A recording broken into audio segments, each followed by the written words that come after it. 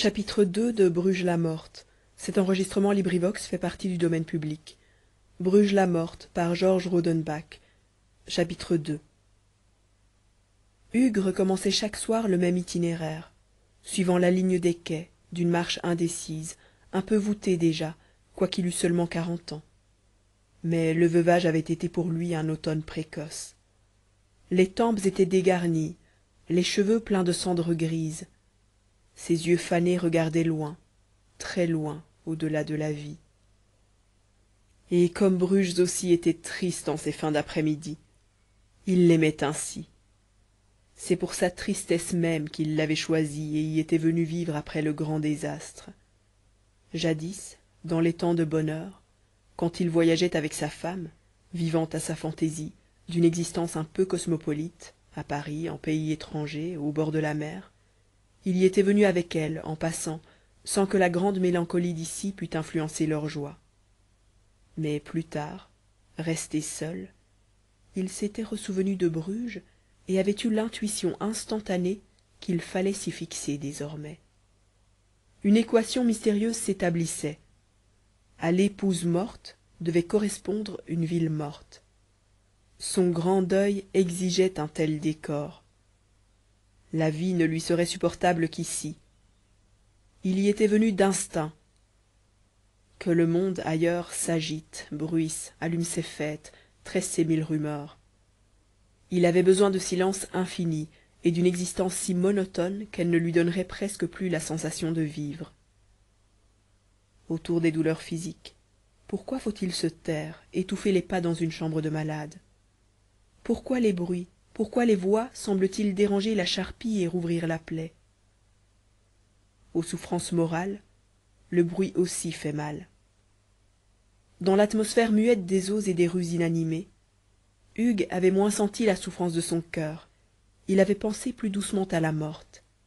Il l'avait mieux revue, mieux entendue, retrouvant au fil des canaux son visage d'Ophélie en allée, écoutant sa voix dans la chanson grêle et lointaine des carillons. La ville, elle aussi, aimée et belle jadis, incarnait de la sorte ses regrets. Bruges était sa morte, et sa morte était Bruges. Tout s'unifiait en une destinée pareille. C'était Bruges la morte, elle-même mise au tombeau de ses quais de pierre, avec les artères froidies de ses canaux, quand avait cessé d'y battre la grande pulsation de la mer. Ce soir-là, plus que jamais, tandis qu'il cheminait au hasard, le noir souvenir le hanta, émergea de dessous les ponts où pleurent les visages de sources invisibles. Une impression mortuaire émanait des logis clos, des vitres comme des yeux brouillés d'agonie, des pignons décalquant dans l'eau des escaliers de crêpe. Il longea le quai vert, le quai du Miroir, s'éloigna vers le pont du Moulin, les banlieues tristes bordées de peupliers. Et partout sur sa tête, l'égouttement froid, les petites notes salées des cloches de paroisse, projetées comme d'un goupillon pour quelque absoute.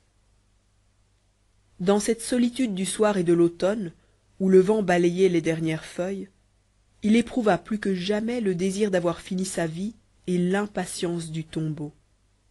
Il semblait qu'une ombre s'allongeât des tours sur son âme, qu'un conseil vînt des vieux murs jusqu'à lui, qu'une voix chuchotante montât de l'eau s'en venant au-devant de lui, comme elle vint au-devant d'Ophélie, ainsi que le racontent les fossoyeurs de Shakespeare.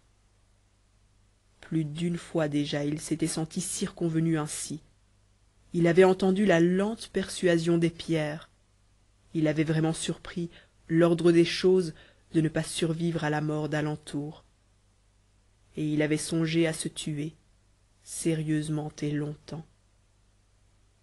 Ah, cette femme, comme il l'avait adorée! Ses yeux encore sur lui, et sa voix qu'il poursuivait toujours, enfouie au bout de l'horizon, si loin!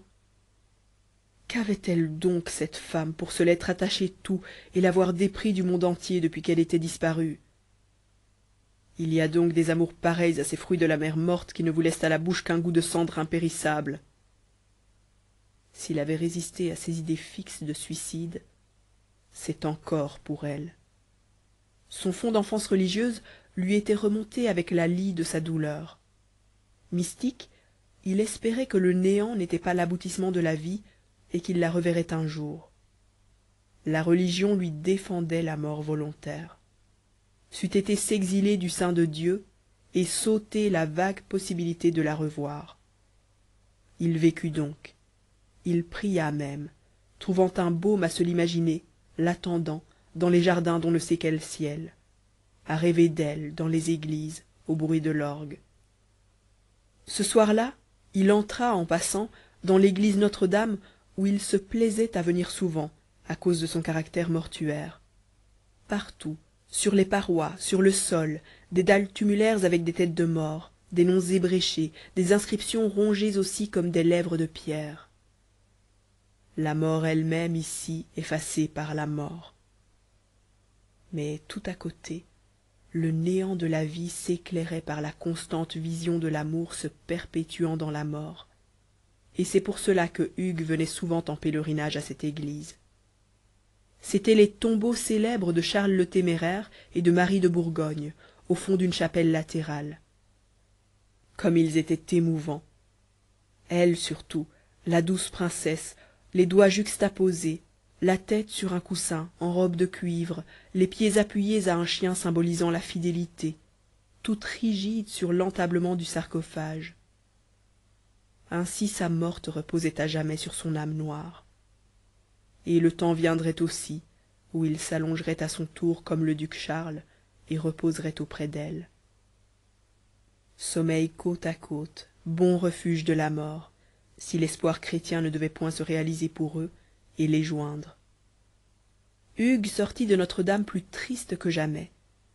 Il s'orienta du côté de sa demeure, l'heure approchant où il rentrait d'habitude pour son repas du soir. Il cherchait en lui le souvenir de la morte pour l'appliquer à la forme du tombeau qu'il venait de voir et imaginer tout celui-ci avec un autre visage.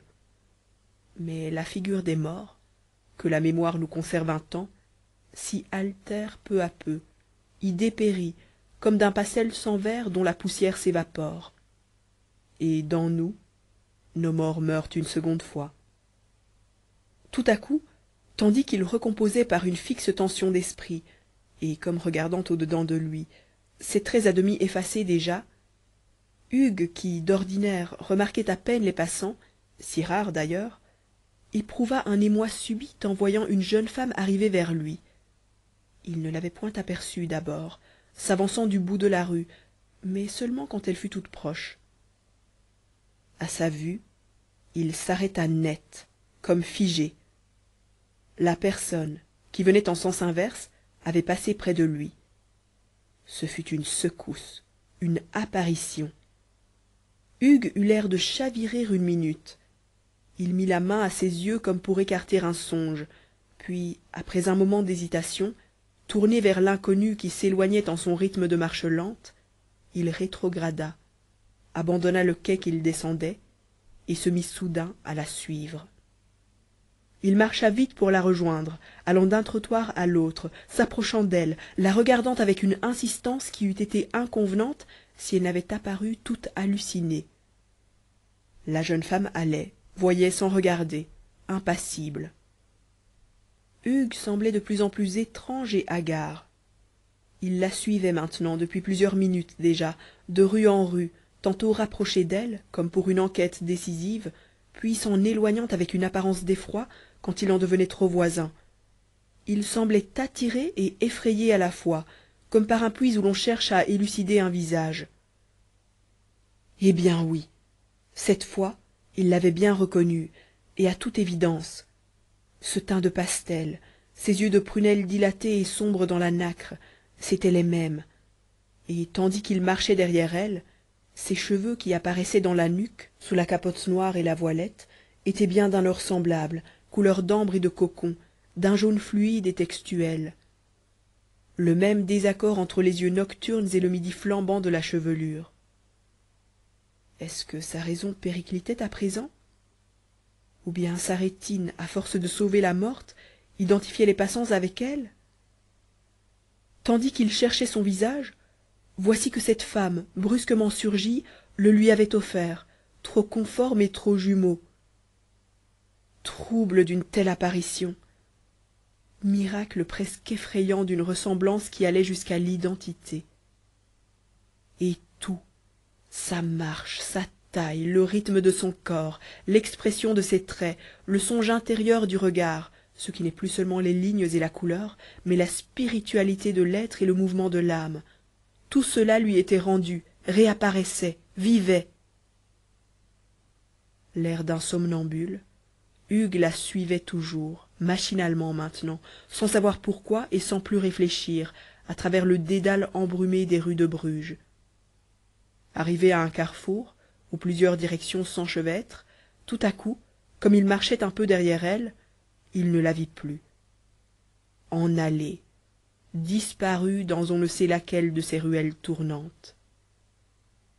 Il s'arrêta, regardant au loin, inventoriant le vide, des larmes nées au bord des yeux. Ah, comme elle ressemblait à la morte. Fin du chapitre 2 de Bruges la morte, lu par Ezoie, en Belgique, le 21 juillet 2009.